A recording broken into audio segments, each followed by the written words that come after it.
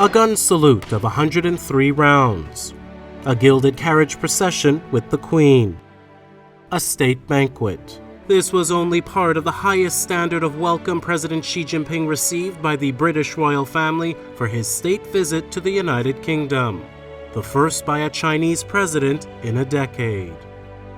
Members of the royal family could be seen alongside the Chinese president throughout.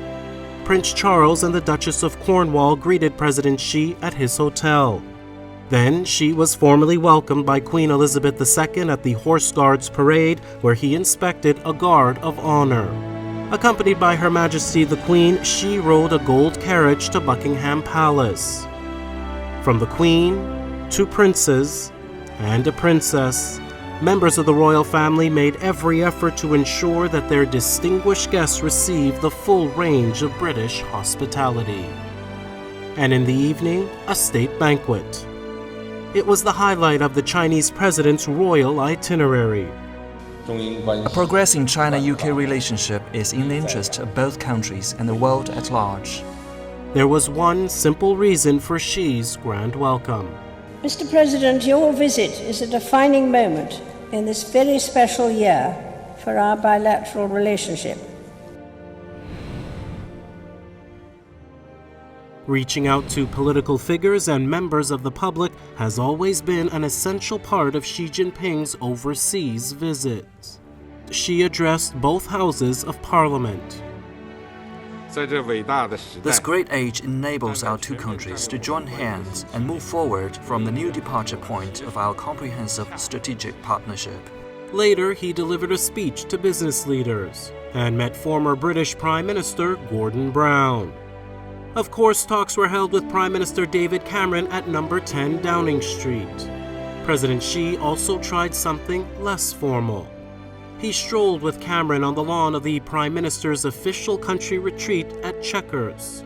There, the leader planted an oak tree symbolizing the friendship between China and the UK. In the evening, a more relaxed and casual outing for the president.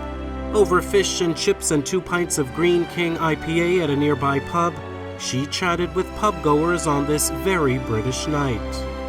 President Xi also met professionals from the creative industries, visited tech companies, and interacted with students from Imperial College London and the Confucius Institute.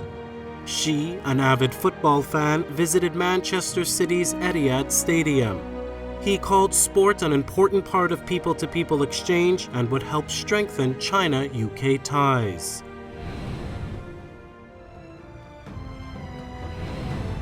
The two countries agreed to build a global comprehensive strategic partnership for the 21st century. About £40 billion in deals were struck, including the landmark Hinkley Point nuclear power project in southwest England. It marked the first such deal between China and a developed country in a major strategic industry. The two sides made headway in financial cooperation. China will issue RMB sovereign bonds in London, the first of its kind outside China.